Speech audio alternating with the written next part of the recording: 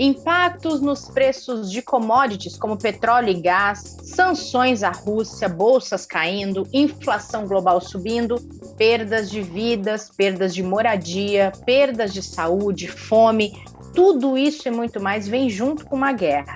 Aqui a gente foca em economia e investimentos porque é o nosso assunto, mas a gente lamenta todas as perdas, todas elas. Nosso assunto de hoje vai ser mercado, cenário econômico e alguns dos impactos desse conflito na economia e nos investimentos. Então sejam bem-vindas, sejam bem-vindos ao Investidor em Foco dessa terça-feira, dia 8 de março, que está começando agora. Ítalo Martinelli, nosso especialista em recomendação e portfólio, tudo bem por aí? Bom dia, Renata, tudo bem, tudo ótimo e contigo? Tudo certo. Bernardo Queima, nosso convidado já de alguns episódios, CEO da Gama Investimentos, também sócio da Itajubá. Bem-vindo de volta, Bernardo. Obrigado, Renata. Obrigado pelo convite. Boa tarde, Ítalo. Boa tarde, Renata. Gente, nos episódios de terça-feira, a gente costuma falar de mercado, falar de cenário e trazer um pouquinho do assunto investimentos ali na veia, né? Falar de diversificação, de projeções para o que vem pela frente. A gente está num cenário super turbulento, todo mundo vendo, acompanhando, países envolvidos, outros acompanhando e sendo afetados de alguma maneira por esses conflitos entre Rússia e Ucrânia. E preço e fornecimento de commodities como petróleo e gás têm estado no centro das discussões econômicas dessa guerra. A Rússia é grande fornecedor dos ativos, já tem sofrido sanções por causa dessa ofensiva contra a Ucrânia. E queria começar essa conversa pedindo para você, Ítalo, atualizar a gente um pouquinho a respeito desse cenário, dos impactos nas commodities, que tem diretamente, um impacto direto também dessas sanções que outros países têm imposto à Rússia, né? Vamos lá, Renata. Acho que primeiro vamos dar uma recapitulada aqui nas sanções, do que rolou até o momento. Eu acho que o primeiro ponto que eu acho que das sanções, elas de forma muito ampla atingiram a economia russa em várias frentes. Eu acho que o principal ponto até o momento das sanções que mais impactaram foi, de fato, a exclusão dos bancos russos ao sistema SWIFT. O sistema SWIFT é o sistema que permite exatamente as transferências internacionais entre os bancos e é super importante para as empresas fazerem remessas e para os bancos conseguirem estar integrado dentro do sistema financeiro internacional. Então, só dando uma passada pelas sanções, a exclusão do sistema SWIFT foi um baque muito forte para a estrutura financeira dos bancos russos. A gente também viu os bancos centrais ali também atuando e impedindo parte da mobilização ali de recursos do Banco Central russo, principalmente a reserva de dólares. A gente também viu vários países atuando contra pessoas físicas, principalmente os chamados oligarcas russos, que são bilionários russos, detentores de vários tipos de empresas. Eles, várias frentes, vários países europeus e dos Estados Unidos, os países atuaram contra essa base de apoio político, econômico e empresarial, que também, de certa forma, é a grande parte da base de apoio do presidente Vladimir Putin da Rússia. Então, a gente também viu várias sanções contra pessoas físicas, de pessoas apreendendo imóveis, na verdade, governos apreendendo imóveis dessas pessoas, apreendendo iates e impedindo também parte da mobilização deles através de impedir a utilização de passaporte. A gente também viu vários países fechando o espaço aéreo a empresas russas, de empresas aéreas russas. Então, estou passando um pouco isso só para vocês entenderem que, de forma geral, as sanções que os países adotaram à Rússia foram muito amplas em vários setores. E a gente, no segundo momento, começou, inclusive, a ver sanções de empresas contra a Rússia.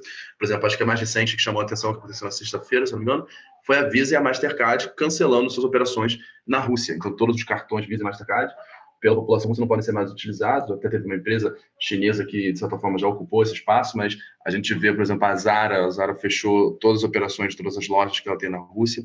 Então, além dos governos, a gente também está vendo empresas adotando diversos tipos de sanções contra a Rússia. Tá?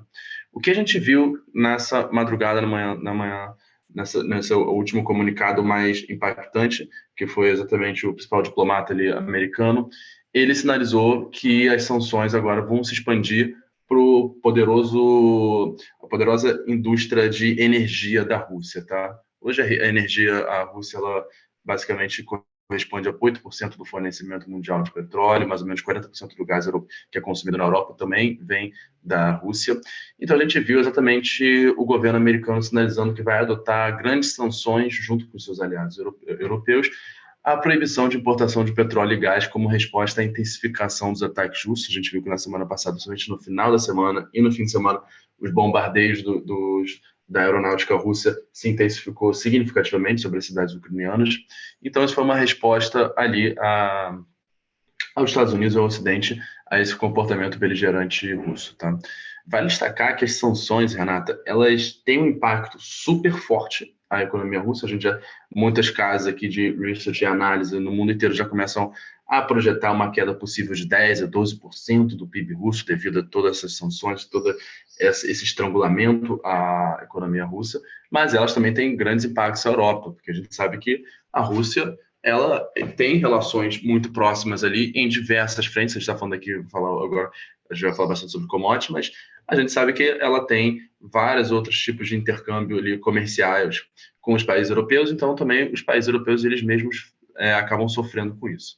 Após esse apontamento do governo americano de que ele vai sim fazer essa proibição ao petróleo e gás, o que a gente viu, principalmente na madrugada de hoje, com a abertura dos mercados na Ásia, foi o barril de Brent, né, o petróleo Brent, ali, os contratos futuros ali, por exemplo, de maio de 2022, ele chegou, por exemplo, a bater $138, um valor muito, muito alto.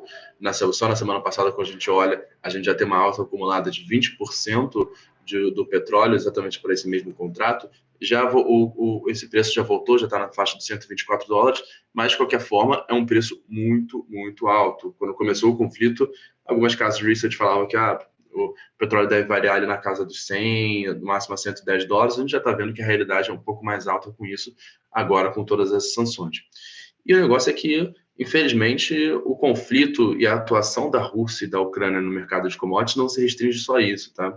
A gente está vendo, por exemplo, somente as commodities agrícolas. A gente sabe que a Rússia e a Ucrânia são dois países grandes produtores ali de algumas commodities agrícolas, e commodities também metálicas estão subindo muito também, estão acompanhando. Então, a gente está vendo o trigo valorizando muito, várias outras commodities subindo nos mercados internacionais. Isso a gente sabe, a gente já comentou no podcast da semana passada, mas reforçando que, da semana retrasada, mas reforçando que, sinceramente, quando a gente está vendo esse movimento de commodities se valorizando, de preço do petróleo se valorizando, o que a gente acaba é que isso afeta muito a condução de vários países ao redor do mundo. A gente já estava num processo de pressão inflacionária, com um processo de choque de commodities de energia, e agora com esse novo choque que começa a envolver também, começa a influenciar também parte da segurança alimentar de alguns países, visto o choque de commodities agrícolas, a gente pode ver, sim, vários países adotando políticas monetárias mais contracionistas. Tem gente já está falando de estagflação, que é um estado onde a gente tem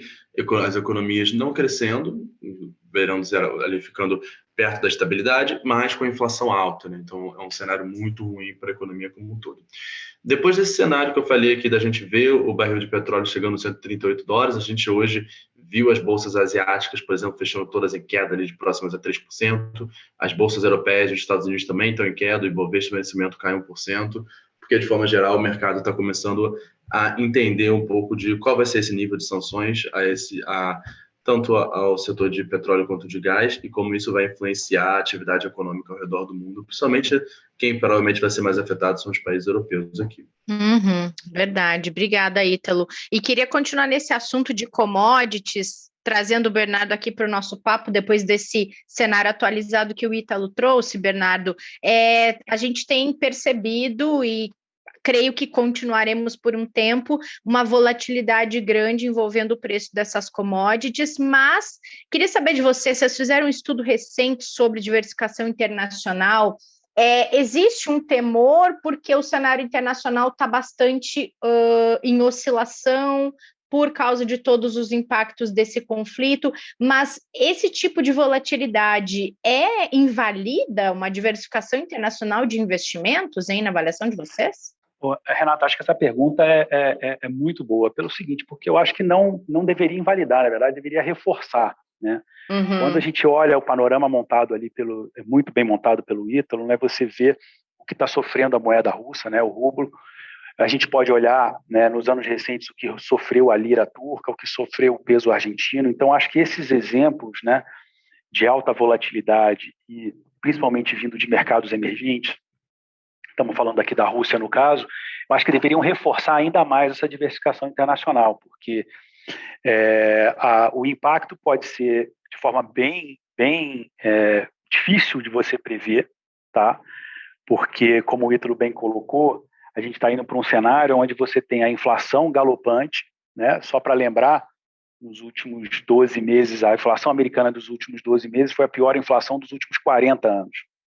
Está todo mundo falando de guerra agora, mas imagino que daqui a uma semana ou duas a gente vai começar a ver qual vai ser a atitude do Fed perante a isso. Acho que a atitude do Fed, teoricamente, deverá ter um impacto maior do que, efetivamente, a guerra que a gente está falando exatamente nesse momento, quando a gente fala em termos econômicos, tá? Não estamos falando aqui em outros termos, mas em termos econômicos, a ação do Fed, a ação do Banco Central Europeu vão fazer um enorme preço nos mercados, né? Como é que vai ser essa escalada, esse combate à inflação que vem sendo bastante agressiva, tanto na Europa quanto nos Estados Unidos. Então, eu acho que dentro desse cenário de altas incertezas, a diversificação, como Markowitz falava, né, que ganhou um prêmio Nobel de economia sobre isso, é o único almoço grátis, efetivamente, que a gente tem. Verdade. Que a gente tem para obter nos mercados. Então, quando você pensa, se você olhar os últimos meses, quais foram os melhores portfólios? Quais foram os portfólios que mais se sobressaíram?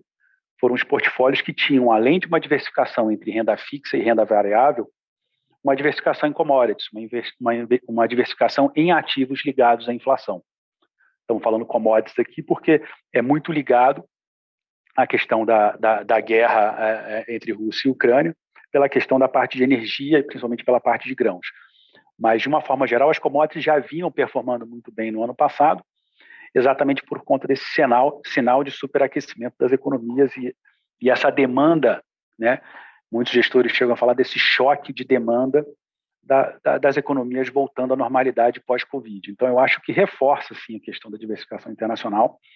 A gente tem diversos estudos aqui na Gama Investimentos que mostram que um portfólio é muito mais robusto, um portfólio, dando um exemplo, um portfólio de ações que esteja diversificado atualmente entre Brasil, Europa, Estados Unidos e Ásia, do que um portfólio somente alocado em termos de Brasil. Eu estou falando, isso é possível observar em termos de volatilidade, que é o risco inerente que a gente olha nas cotas no dia a dia, como também, se você coloca o retorno sobre essa volatilidade, também mostra-se um portfólio muito mais robusto que um portfólio concentrado num único país ou numa única região. Então, eu acho que o Ítalo ali já deu algumas dicas de que a Ásia pode sair melhor dentro desse contexto de guerra, né, sofrendo menos, estando mais distante do conflito e suas economias recuperando. Estados Unidos, de certa forma, também. Mas, enfim, as sanções impostas pelos países desenvolvidos são muito pequenas frente ao estrago que eles vão fazer na Rússia, né?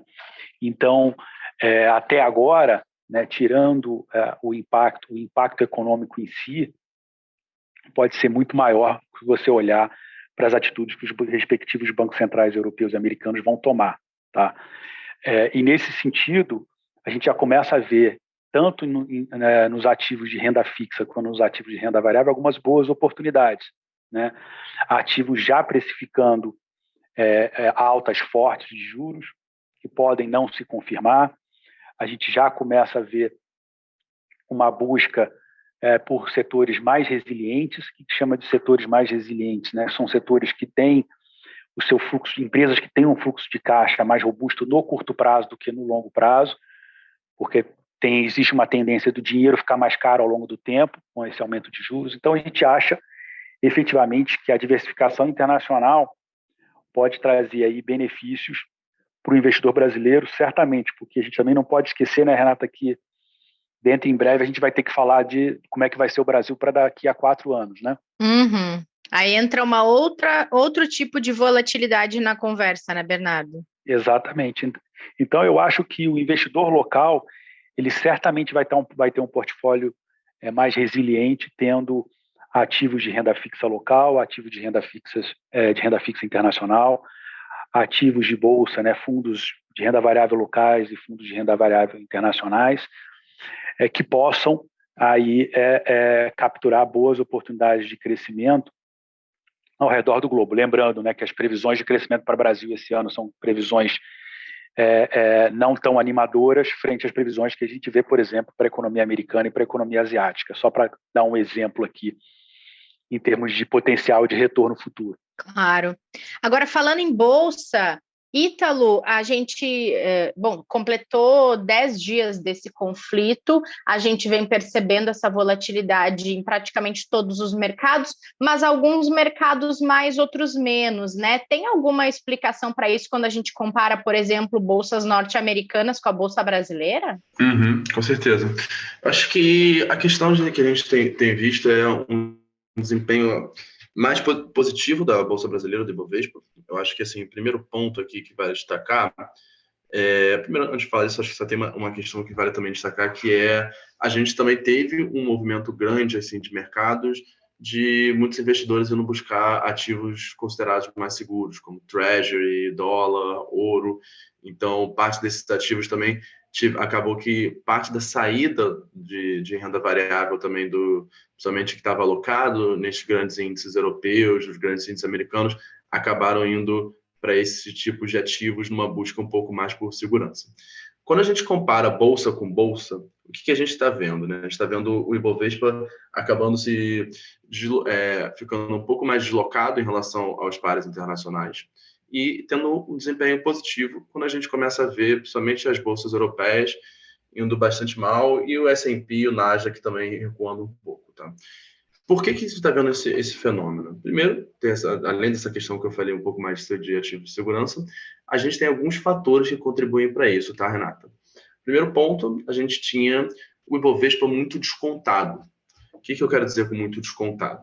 Quando a gente olha os indicadores de preço do Ibovespa, por exemplo, um indicador que acho que o mercado como um todo gosta de olhar muito, que é preço sobre lucro.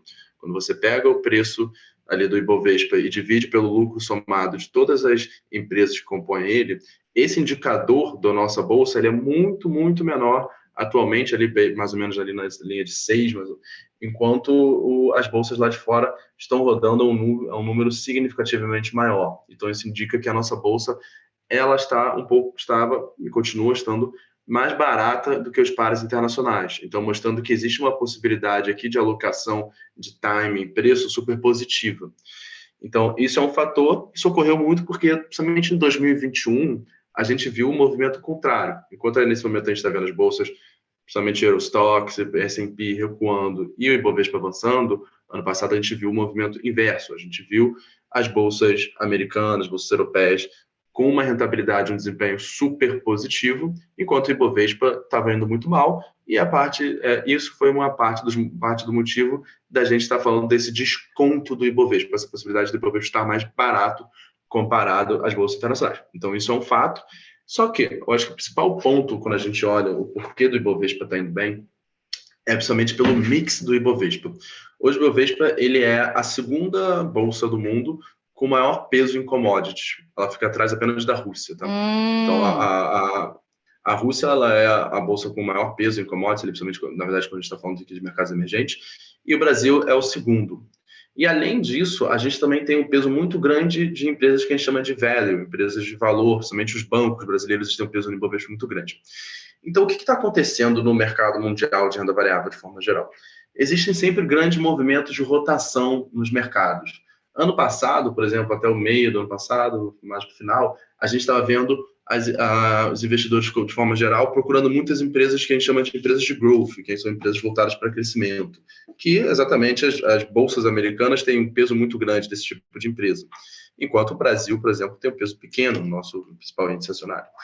Então, nesse movimento de rotação, onde ano passado a gente via os investidores procurando muita empresa de growth, agora procurando essas empresas que eu chamei de empresas de value, empresas de valor e empresas de commodities, acaba que os investidores começam a olhar para a Bolsa Brasileira, porque esse movimento de rotação chama atenção exatamente esse mix da Bolsa Brasileira, que é um mix que exatamente tem um peso grande para commodities, tem um peso grande para valor, que é o que os investidores estão procurando nesse cenário, não apenas exatamente de conflito geopolítico levando ao aumento do preço das commodities no mercado internacional, mas também, de certa forma, todo esse cenário que que eu até mencionei anteriormente, de mais alta de inflação, e até o Bernardo mencionou também, sobre a gente ter mais inflação no mercado internacional, a gente ter provavelmente mais políticas monetárias mais contracionistas, faz exatamente os investidores procurarem esse tipo de ativo, como bancos, ativos que exatamente vão ter desempenho positivo nesse cenário.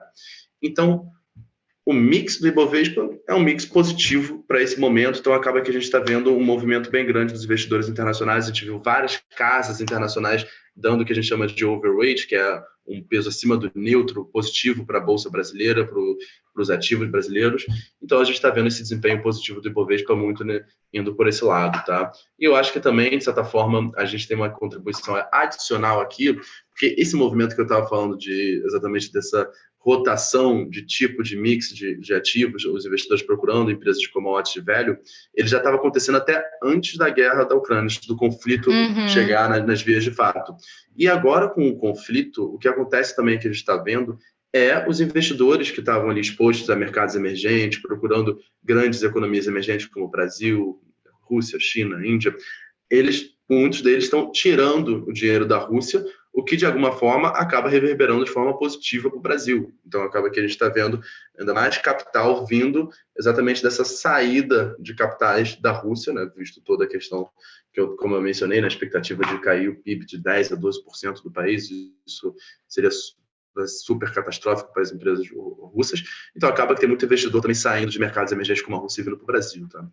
Eu acho que só um último adendo, eu diria que além do mercado de renda variável, o mercado também de renda fixa está sendo muito impactado pela guerra como forma geral, porque o que a gente deve ver também a gente já estava vendo a entrada de capital estrangeiro no Brasil, justamente procurando a renda fixa, querendo fazer exatamente as operações que a gente chama de carry trade. As operações de carry trade, pessoal, são os investidores aproveitando o diferencial de juros. Então, o que o investidor estrangeiro faz, ele toma um empréstimo, vou explicar isso de uma forma bem diretiva e um pouco mais simplista, mas o investidor, ele, por exemplo, toma um empréstimo num nível de juros mais baixo lá fora, ele investe em ativos com juros mais altos no Brasil e depois converte o dinheiro de volta para a moeda dele lá na frente.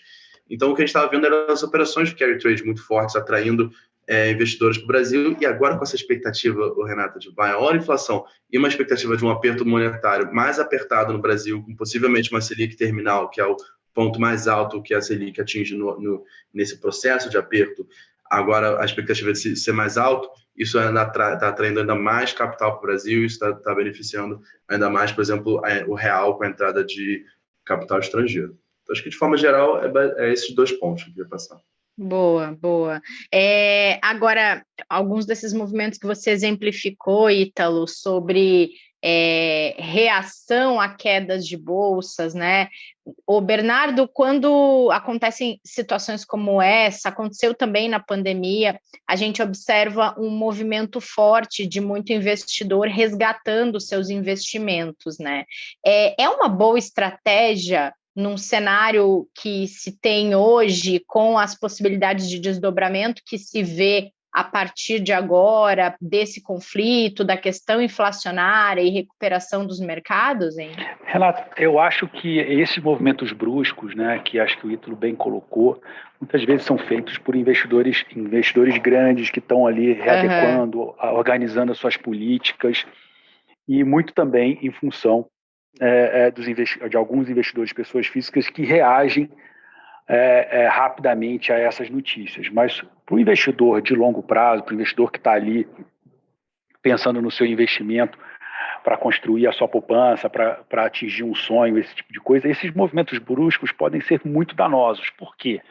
Vamos pegar o exemplo do petróleo, né? O petróleo, como o Ítalo bem colocou, hoje já abriu muito forte, já vem forte há um bom tempo, e os mercados, de uma forma geral, normalmente tendem a ter o que a gente chama de um overreaction, né? Os mercados reagem, o mercado tem muito medo de dúvida, né? E na dúvida o mercado tende a reagir muito rapidamente de uma forma e exacerbar tanto o lado positivo quanto negativo, né? É um pouco do que alguns grandes investidores falam, né? Você deveria comprar ao som dos canhões e vender ao som do violino, né? Porque exatamente o mercado tende a exacerbar os movimentos. Tá? Então, a pessoa que hoje fala, não, então eu entendi aqui pela conversa nossa, aqui eu, você e o Ítalo, petróleo vai subir. Já pode estar hoje, no preço do petróleo, todo o estresse referente a um embargo americano ou que das nações ligadas, as nações europeias, frente a um petróleo russo, né? Então, a pessoa hoje, para tomar uma posição de, olha, eu vou comprar petróleo, porque isso teoricamente já deveria estar no preço hoje, porque o mercado já está colocando isso na sua respectiva conta. Então, se a pessoa não tem uma informação adicional ou muito relevante, que seja diferente do que já está pública, teoricamente ela pode observar ela pode pegar exatamente esse lado do mercado de reagir muito rápido e muito forte, e pegar a ponta que a gente chama a ponta mais distante do momento, né? Que é exatamente colocar todo o prejuízo na sua conta para o mercado quando o petróleo deveria voltar para níveis mais razoáveis. Então, você fazer movimento nesse ambiente, você pode efetivamente materializar perdas. Então, isso volta a um passo atrás, quer dizer, enfatiza a importância da construção do portfólio, né, da diversificação dos investidores, porque você fazer movimentos bruscos de, por exemplo, sacar de bolsa nesse determinado momento. Imagina os investidores que estavam investidos em Rússia nesse momento. O mercado está fechado há dias. Você abrir e sacar tudo, obviamente você pode realizar que, olha, a Rússia não vai voltar mais para a normalidade, realmente vai ficar brigada para o resto da vida com todas as nações ocidentais, e amanhã a turma pode sentar na mesa e achar um caminho que todos nós estamos torcendo para um caminho de parar essa guerra. Então, eu acho que você exacerbar esses movimentos pode ser muito danoso para o portfólio do investidor. O que normalmente a gente recomenda é você efetivamente fazer esses movimentos ao longo do tempo, exatamente para você tirar da mesa esses pontos mais dramáticos, esses pontos mais nervosos do mercado, e efetivamente conseguir construir um portfólio ao longo do tempo que ele seja balanceado o suficiente para não te deixar nervoso nesse exato momento, né? Porque a pessoa que construiu um portfólio bem balanceado, né, vendo esses movimentos recentes de todas as bolsas, como hoje todas as bolsas estão sofrendo de uma forma geral no mundo inteiro, você não ter que reagir por esse ambiente de aversão a risco dos mercados.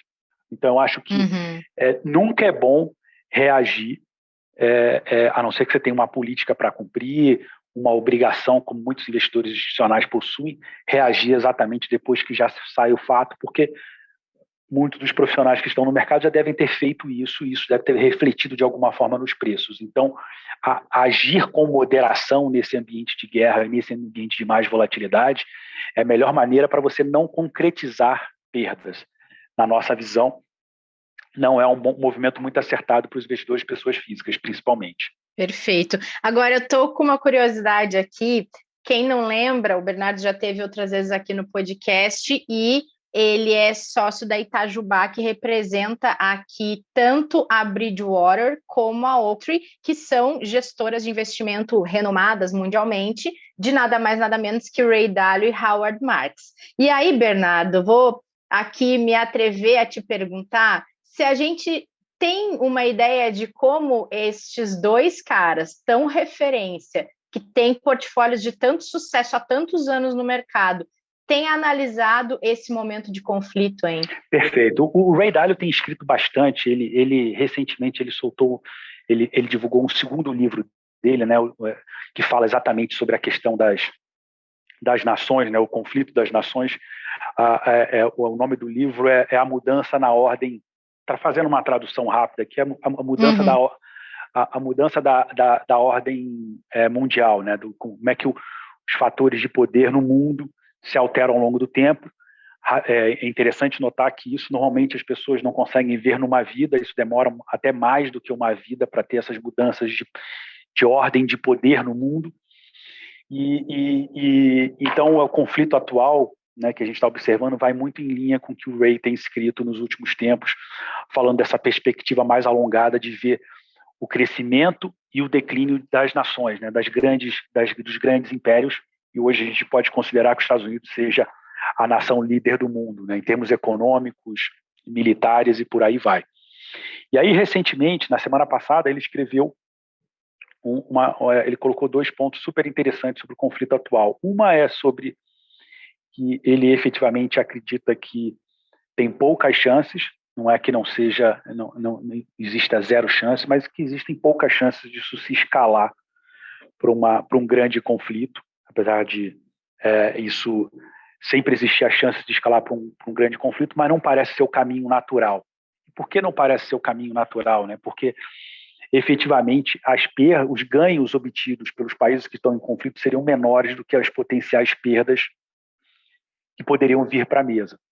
Então, isso normalmente, e não existe até o momento, né, é um outro ponto importante, uma igualdade de forças. Né? Se você for olhar, né, se a junção dos países ocidentais, um movimento muito rápido dos Estados Unidos e da Europa frente às sanções junto à Rússia, mostra uma desproporção, né, de poder muito grande, né, dos países ocidentais, tanto em termos bélicos quanto em termos econômicos, o que eles estão acarretando para a Rússia. Então, o que o Ray fala é que um dos pontos mais importantes a se observar nesse ambiente atual é como é que vai ser a reação da China. Né? A China é o único país aí que poderia, as nações asiáticas, principalmente a China, poderiam equilibrar um pouco mais essa balança de poder que atualmente está muito balanceada, está muito exacerbada para o lado ocidental. Basta ver que as sanções econômicas, obviamente, têm um peso para as nações ocidentais, mas muito menos do que a população russa vem sofrendo em termos econômicos. Então, o Ray tem sido muito enfático nisso, né, de você observar como é que essas forças que estão por detrás de um ambiente de guerra, eles se movimentam. E quando você olha a posição da Oaktree, né, tanto a posição da Bridgewater quanto a posição da Oaktree são muito iguais no sentido de enfatizar o poder da diversificação. Né? A Bridgewater já vinha falando há muito tempo, né, da importância de você diversificar o portfólio, sair desse portfólio que normalmente os investidores globais têm mais concentrado em Estados Unidos e Europa para um portfólio mais diversificado para a Ásia, a importância de você ter uma proteção para o poder de compra, estamos falando aqui do caso do ouro, a importância de você ter ativos ligados à inflação, como commodities. Aqui no Brasil a gente tem as NTNBs, que são ligadas à inflação. Então, isso a Bridgewater tem sido muito enfática, mais do que nunca, nesse ambiente turbulento, nessa guerra de poder que a gente já vinha observando antes, né, Renata, quando a gente via ali a disputa entre Estados Unidos e China, né, a gente chamava do trade war ali, que era uma guerra... A guerra comercial. Uma guerra comercial, né, ocorrendo. Quão importante dado que é difícil você prever hoje quem vai ser o vitorioso daqui a 10, 15 anos. A economia chinesa vem crescendo muito mais do que a economia americana. Então, era importante você balancear bem os portfólios. E aí, quando você olha para o lado da Oaktree, os ensinamentos do Howard têm sido, e as suas cartas têm sido muito nessa linha de você, primeiro, evitar essas vendas forçadas, né, evitar esses movimentos bruscos e tentar tirar proveito via um exercício de paciência das oportunidades. Então, por exemplo, na carta recente da Oaktree, né, eles falaram muito sobre oportunidades, por exemplo, em títulos de crédito high yield, né, que a gente chama de os títulos de crédito de alta renda, que é um pouco do que o Ítalo falou, né, desse carry trade. Né? As pessoas podem nesse ambiente de volatilidade, né, capturar um pouco desses valores que vão ficando na mesa, né, de ter boas oportunidades de ganho. Então, só para dar um exemplo, hoje o fundo que nós temos aqui na Gama, que é o fundo que investe 100% no Oaktree Global Credit lá fora, ele tem um carrego, que significa o fundo redeado, ele tem exatamente o que o Ítalo colocou, ele captura um pouco do carry trade do Brasil, da taxa de juros muito alta do Brasil frente aos países, ao restante do mundo, principalmente Europa e Estados Unidos, e ele captura também os spreads de crédito, quer dizer, quais são as rentabilidades dos ativos de crédito lá fora. Se você somar esses dois e levasse até vencimento, obviamente não é possível, que é um fundo que você pode entrar e sair todos os dias, mas se você levasse isso até vencimento, hoje o carrego está em volta de 18%. Então, existem aí possibilidades de retorno, opções de retorno ao redor do mundo, que você pode colocar no seu portfólio sem necessariamente incorrer em risco cambial, né, que a gente tem visto uma valorização do real perante o dólar, e muita gente associa isso, Renata, diretamente ao investimento internacional. E hoje, se você olha nas oportunidades de investimentos no próprio Itaú, você vê que existem várias possibilidades de diversificação internacional sem necessariamente a necessidade de incorrer em risco cambial, que são os fundos que a gente chama de fundos redeados. Então, a gente vê boas oportunidades nesses fundos, porque ele traz os dois mundos. Ele traz para o fundo essa taxa de juros alta do Brasil com boas possibilidades de retorno ao redor do mundo, né? Então, 2 exemplos que a gente tem hoje com vocês é o All-Weather e o Oaktree Global Credit, né? O All-Weather é esse fundo que o Ray Dalio construiu para os seus próprios recursos, que busca ter uma diversificação bastante robusta globalmente, né? Bastante peso para a Ásia, peso relevante em ouro, em commodities, esse tipo de coisa, e no próprio Global Credit, que tem um pouco desse carry trade que o Ítalo falou, que é o fundo que captura a taxa de juros no Brasil e mais o que esses títulos de alto rendimento estão gerando lá fora, né?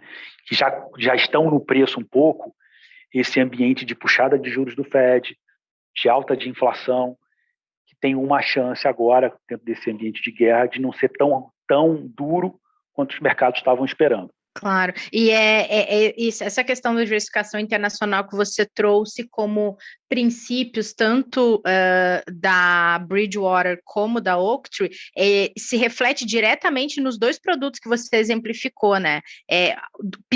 Um pilar que é igual para cada um é essa questão de uma ampla diversificação em vários mercados. Exatamente, Renata. Se você olhar o fundo hoje da Oaktree, ele tem mais de 500 papéis. Sim. Nenhum setor tem mais do que 6% do portfólio. Um portfólio basicamente alocado, bem diversificado setorialmente entre os países desenvolvidos, principalmente Estados Unidos e Europa.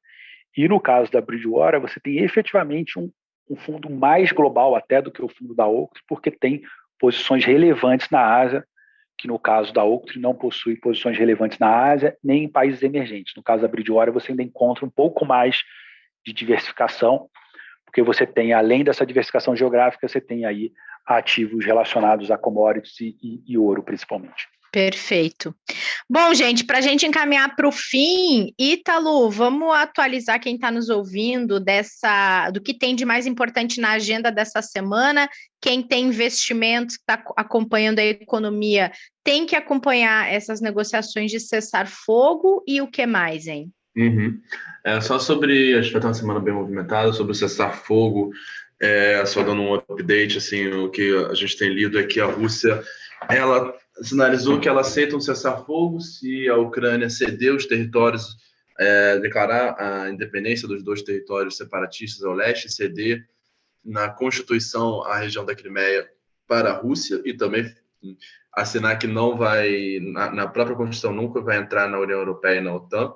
Então, a gente está vendo as discussões um pouco de cessar-fogo em torno dessas propostas da Rússia, né? Um pouco fortes, mas... Agora de agenda, pessoal, o que a gente tem nessa semana? A gente vai ter a decisão de política monetária do Banco Central Europeu, isso vai ser super importante para a gente ver um pouco, vai ser a primeira grande decisão de política monetária após o início dos conflitos, então vai ser importante para a gente ver qual vai ser a sinalização do Banco Central Europeu sobre como a guerra pode impactar o seu plano de voo, que a gente diz, né, que é exatamente a condução ali da sua política monetária. A gente também vai ter a inflação ao consumidor dos Estados Unidos na quinta-feira. Desculpa. Além disso, a gente tem o PIB da zona do euro e do Japão e a produção industrial da Alemanha na terça. E na sexta, a gente vai ter a divulgação do índice de preço ao consumidor da Alemanha. Então, no mercado internacional, isso. Mercado local, a gente tem GPDI terça-feira.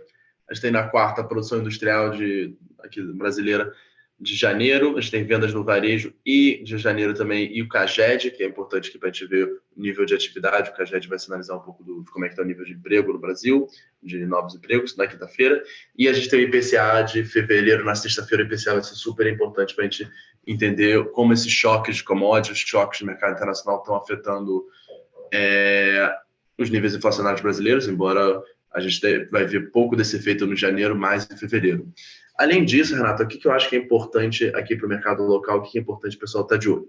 Amanhã a gente vai ter uma reunião que vai juntar os ministérios da Economia, Minas e Energia, Casa Civil e Petrobras, onde vai ser discutido o que fazer com a questão dos combustíveis. Como eu falei, né? Hoje a gente, por exemplo, na madrugada a gente viu o barril de Brent atingir $138, aqui é um choque.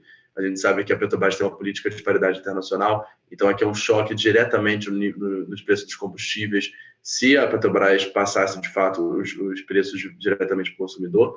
Então a gente sabe que está tendo uma discussão muito grande, que a gente já tem ouvido falar isso, a gente já trouxe aqui no podcast algumas vezes, sobre essa discussão do preço dos combustíveis. O governo ele quer diminuir o preço dos combustíveis na ponta para o consumidor final.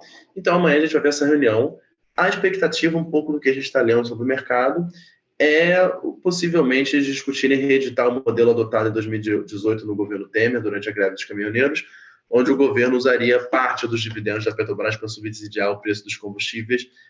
Então, eles vão traçar um preço do preço do petróleo, acima daquilo eles usariam parte dos dividendos da Petrobras exatamente para suavizar os efeitos da guerra na Ucrânia. Tá?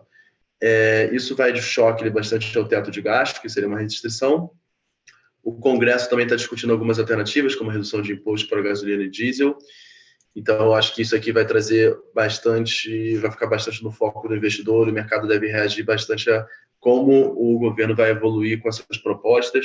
Como eu falei, né, a questão da paridade. Hoje, com o barril de petróleo $130, os preços domésticos estão mais que 50% abaixo da paridade internacional. Então, existe sim uma possibilidade ali de novos reajustes dos combustíveis. Então, o governo está querendo ao máximo evitar isso, visto todas as pressões inflacionárias que já estão ocorrendo.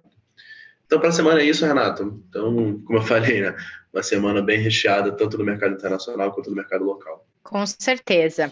Muito bom, meninos. Obrigada pela participação hoje, pelo papo, pelos esclarecimentos. Tem muita coisa ainda para conversar ao longo das próximas semanas, desses impactos todos que esse conflito tem tido, não só na economia como nos mercados, falando aqui só desse universo de economia mesmo, né? Tem tantas outras coisas que não cabe a nós aqui ficar discutindo, mas que são até mais sérias de se discutir, digamos assim, que é quando a gente fala de vidas diretamente impactadas, e a gente aqui lamenta por tudo isso que está acontecendo, com toda certeza. Bernardo, foi um prazer ter você de volta, venha mais vezes. Prazer, Renata, obrigado pelo convite. Obrigado, Ítalo, aí pela conversa, e até uma próxima, hein, Renato? Até, Ítalo, obrigada por mais essa parceria aqui com a gente. Obrigado, Renato, obrigado pelo convite, sempre muito bom vir aqui, ajudar, trocar essa conversa. Obrigado, Bernardo, também pela conversa, cara, foi muito bom. Obrigada a todo mundo também que participou na audiência desse episódio, dessa terça-feira. A gente volta na quinta para falar de planejamento financeiro, não percam, até lá.